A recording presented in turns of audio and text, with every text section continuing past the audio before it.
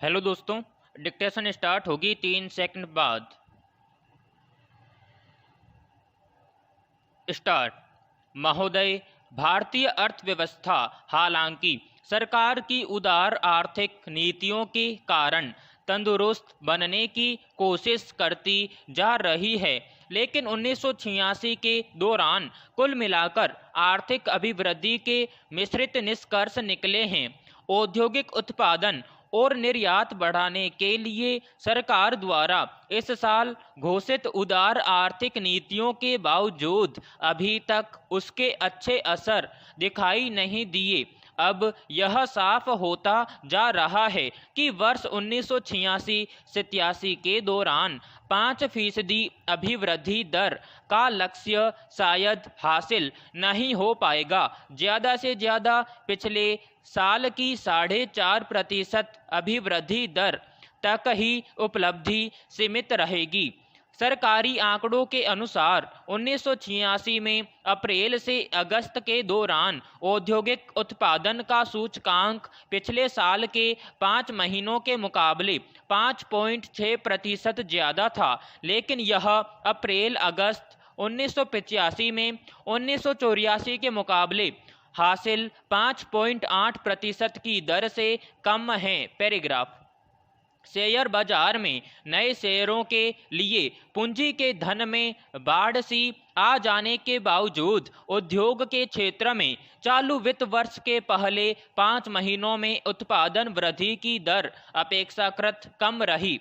इस साल नए शेयरों के लिए 50 अरब रुपए की रिकॉर्ड पूंजी इकट्ठी की गई, जो कि 1985-86 के 13 अरब रुपए से कहीं ज़्यादा है। भारतीय अर्थव्यवस्था में अगले साल तरक्की इस बात पर निर्भर करेगी कि नए पूंजी विनियोजन को किस तेजी के साथ काम में लाया जाता है। अच्छी अर्थव्यवस्था का अंदाजा आमतौर पर शेयर बाजार से लगाया जाता है। शेयर बाजार में पिछले साल के मुकाबले इस साल प्रारंभ में संकट के लिए बाजार में आई 10 अरब रुपए की नई पूंजी को जिम्मेदार ठहराया है। इन सूत्रों का यह भी कहना है कि कई बेच कर नए शेयर खरीदने के कारण इनके भाव गिर रहे हैं, अतः उनकी आशा सरकार द्वारा शेयर बाजारों के कामकाज में सामंजस्य कायम करने के प्रयासों पर टिकी हुई है। पैराग्राफ।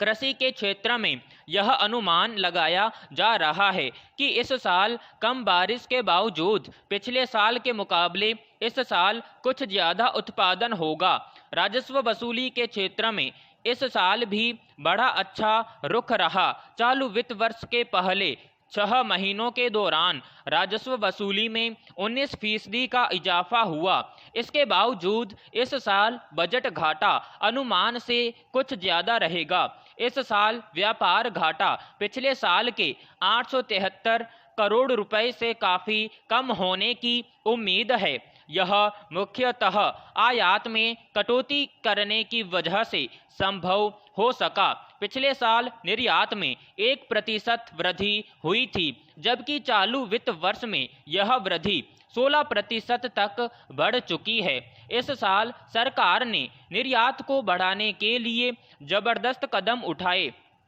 इसके तहत निर्यातकों को उदारतापूर्वक नकद मुआवजा दिया गया तथा शुल्क और ब्याज दर में काफ़ी कटौती की गई। इसके अलावा आय कर में भी छूट दी गई।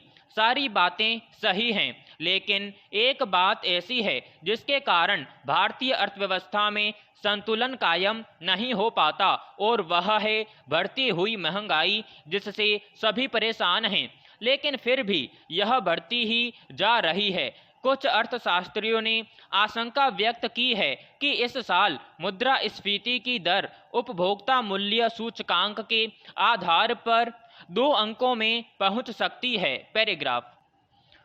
उपाध्यक्ष महोदय, जनता पार्टी की तरफ से केंद्र राज्य संबंधों पर सरकारिया आयोग को दिए गए एक ज्ञापन में मांग की गई है कि राज्यपालों की नियुक्ति और विधानमंडलों में बहुमत का परीक्षण कराने के उनके अधिकारों के बारे में एक स्पष्ट सामान्य सिद्धांत लागू होना चाहिए। यह ज्ञापन आज यहाँ संसद में जनता पार्टी के नेता ने जारी किया। ज्ञापन में यह साफ साफ कहा गया है कि अक्सर राज्यपालों की नियुक्ति दलगत दृष्टिकोण के साथ और राजनीतिक संरक्षण देने के लिए की जाती है। राज्यपालों की नियुक्ति के लिए राज्य के मुख्यमंत्रियों से सलाह मशविरा नहीं किया जाता और न उनसे सहमति ली जाती है। यह भी नहीं देखा जाता कि भावी राज्यपाल योग्य, सक्षम और निष्पक्ष है भी या नहीं। अतः मेरे विचार में इस पृष्ठभूमि में यह जरूरी है कि राज्यपाल के अधिकारों और कार्यक्षेत्र के बारे में संविधान में पर्याप्त सुरक्षा हो। पैराग्राफ। ज्ञापन में यह भी कहा गया है और मेरा भी यही सुझाव है कि सरकार बनाने के लिए बहुमत के दावे का परीक्षण विधानसभा के अंदर होना चाहिए, राज्यपाल के निवास या कक्ष में नहीं। बहुमत के संबंध में अगर कुछ संदेह पैदा होने पर यह जरूरी है कि राज्यपाल मुख्यमंत्री को विधानसभा में बहुमत सिद्ध करने के लिए उचित निर्देश दें। यही पद्धति लोकसभा में बहुमत का पता लगाने के लिए राष्ट्रपति को अपनानी चाहिए। सरकार गिरने की हालत में अगर कोई दल या संयुक्त मोर्चा विधानसभा में अपना बहुमत स्थापित न कर सके तो विधानसभा भंग कर दी जानी चाहिए और जल्द ही नए चुनाव कराए जाने चाहिए। केवल मुख्यमंत्री की सलाह मानकर राज्यपाल को विधानसभा का सत्र स्थगित नहीं करना चाहिए और न ही अध्यादेश जारी करना चाहिए। पैराग्राफ। ज्ञापन में यह भी मांग की गई है कि संविधान में संशोधन करके ऐसा प्रावधान किया जाए जिससे राज्य विधानमंडल द्वारा स्वीकृत विधेयक पर राष्ट्रपति 3 महीने के अंदर विचार करने के लिए बाध्य हो। मेरा यह भी सुझाव है कि प्रशासनिक और वित्तीय अधिकारों को विकेंद्रीकरण किया जाए, न केवल केंद्र से राज्यों तक बल्कि पंचायत स्तर तक इन अधिकारों का विकेंद्रीकरण हो।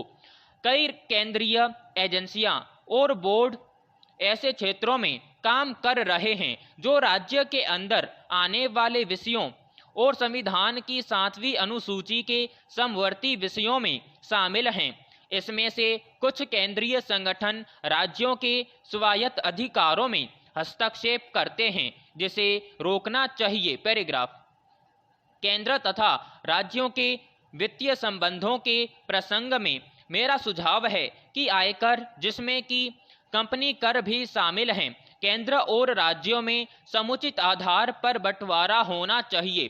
केंद्र और राज्यों के खर्च की जांच के लिए एक राष्ट्रीय व्यय आयोग की स्थापना की जाए। अधिकतर ओवरड्राफ्ट की शिकायत सुनने में आ रही है। ओवरड्राफ्ट इसलिए होता है क्योंकि राज्य अपनी विकास से संबद्ध जिम्मेदारियों और उपलब्ध वित्तीय संसाधनों में संतुलन नहीं बना पाते। इसे दूर करने की जरूरत है ताकि राजनीतिक आधार पर ओवरड्राफ्ट देने की कोई गुंजाइश ही न रहे। उल्लेखनीय है कि केंद्र पहले ही आगे से ओवरड्राफ्ट खत्म करने की घोषणा कर चुका है। विराम समाप्त।